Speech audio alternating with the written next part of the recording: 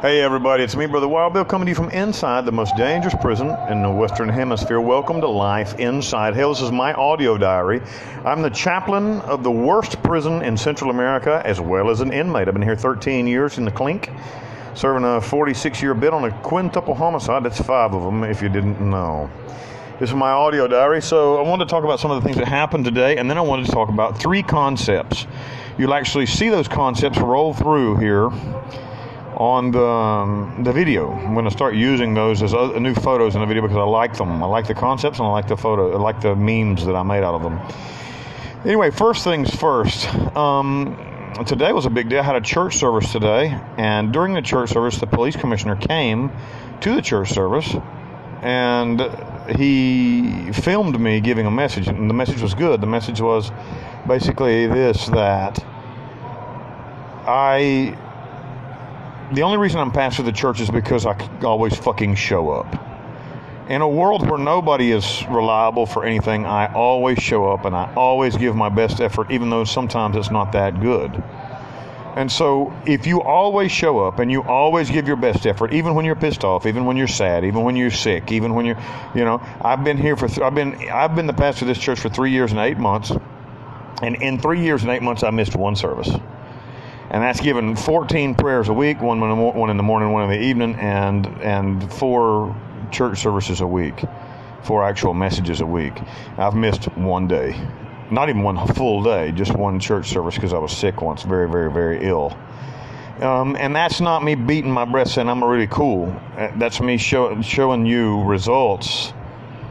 Not just showing the fuck up on it, but showing up and giving your best effort always, even when you don't feel like it. I don't always feel like getting up and writing a sermon to talk to kids who may or may not be paying attention to me. I don't always feel like that, but I do it. And one of the good things was when he came, he came with his phone to film me giving the service. And of course, the boys become super animated. They become super alive when they know that somebody's filming. So it looks like, it looks even better than it normally does. The church service looks livelier than it normally does. And I asked him after, I said, what are you going to do with that? What did you film it for? And he said, I'm sending it to the U.S. Embassy and asking them why in the fuck they ain't come to help you. And I thought to myself, my God, man, where have you been? This is a police commissioner. You're not supposed to be so helpful. And so, I really got a really good boss, actually. I've made a friendship with him in the last 3 or 4 weeks, and especially during this whole hunger strike thing. And he's a smart man because he knows how to get loyalty out of his subjects.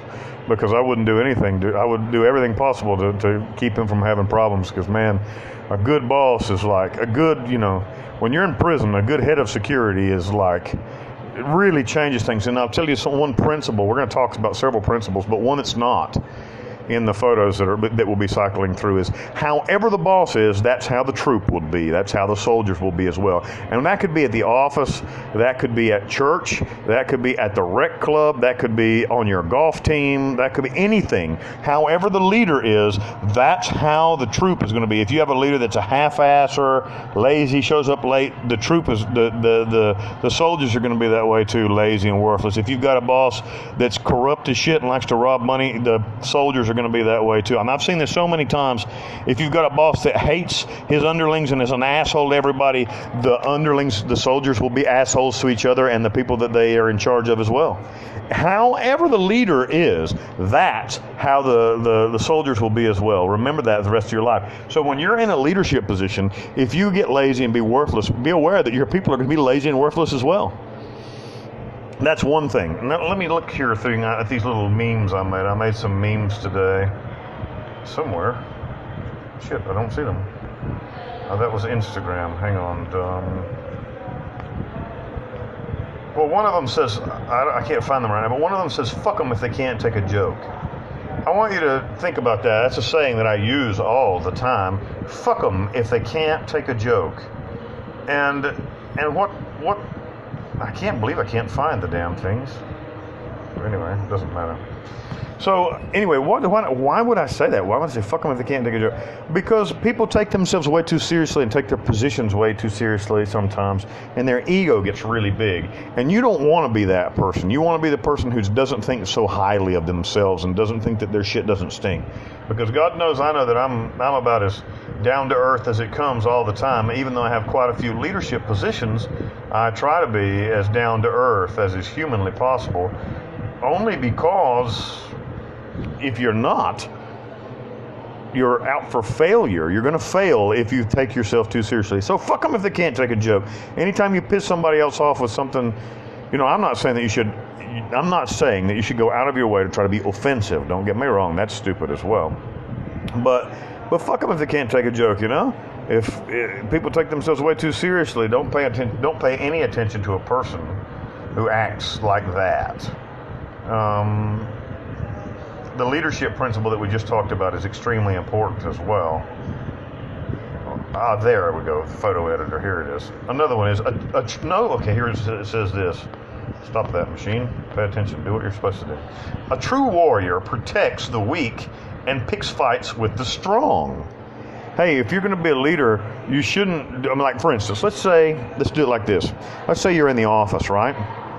And your nemesis in the office has 3 or 4 buddies, and they all gang up to pick on you all the time and to say stupid things to you, and you understand the situation I'm talking about. Or let's say in your social group you have a clique that is always hard. Like when you're going to pick a fight with somebody, physically or psychologically, pick the strongest motherfucker in the bunch. And when you hit the strongest one in the fucking nose, everybody else runs away. And that translates to every form of life, not just like an actual fight, but it is actually true as well. If you're in a gunfight, you shoot and that's just some shit you see in the movies. I think everybody's seen it in the movies before. But the one that you kill first is the most dangerous one. In a battlefield situation, the group that you try to take out is the most effective group first. And then the other ones kind of collapse around it. But it's that way psychologically in any situation where you find yourself at odds with people. If you have to fight with the strongest one first. So that's one thing. And then here's the other one too. Smile at them, especially while they're trying to kill you. Never, ever, ever let them see you sweat. I come on here sometimes and I talk about my problems, and I do that. One, it's kind of almost a therapy for me, but also I want you out there in listener land, wherever the hell you are, in England, in the United States, Timbuktu. I want you to know and see a real guy who's really struggling, who's really got a lot of weight on his shoulders, who's really a fairly important person in this world. I'm an extremely important person, and how it really is. Like, I don't want you to think that like I'm some kind of Superman. I won't show you that. That's bullshit. It's not true. I might show that to the world, but that's not what I'm showing to you, my intimate listeners. I want you to see the struggle, But when your enemy comes to fuck with you, when the people, when somebody calls you into the office to berate you, smile. Fuck you. Give them that shit-eating smile. Hey, fuck you. That fuck you smile. Give it to them. And it'll drive them fucking crazy. And also, it gives you a certain power that even though they're trying to destroy you, maybe they are destroying you. Maybe they are grinding you into dust. But fuck them if they can't take a joke, and give them a shit-eating grin. So these are the principles that I wanted to drive home today to you. And so the way that you present yourself should always be strong. Present that strong front even when you're falling apart inside. Hard times, good face. You know what I mean? Hard times, happy face.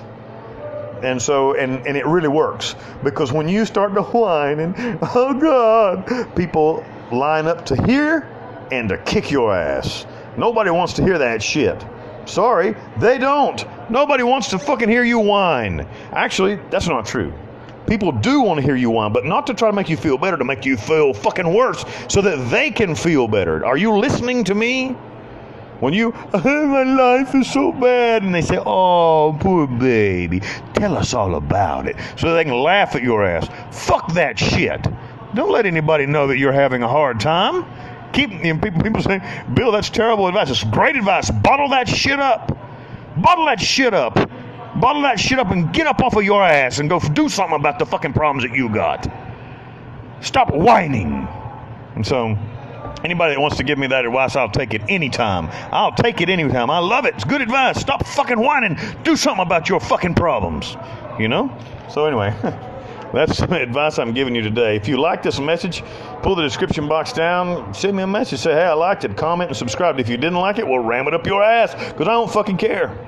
And I'm Wild Bill, the king of hell, baby. If you want to read more about me, there's a Wikipedia link in the description box below. You can contact me through my email address, my Facebook, or my Instagram. And if you want to really know more about my life and who I am, where I've been, where I come from, the shit I'm going through, go buy a copy of the book, Long Live the King, Wild Bill. That's also available there.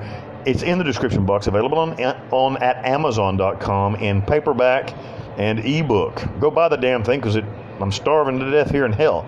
Anybody that wants to help me right now, it's a good time to do it, because I'm going through a little bit of a hard time. As you all know, I just came off a hunger strike. Even though I'm winning out ahead, financially, I'm kind of in the shit. But I'm sure it'll all turn around. God bless each and every one of you. I love you. And fuck them if they can't take a joke.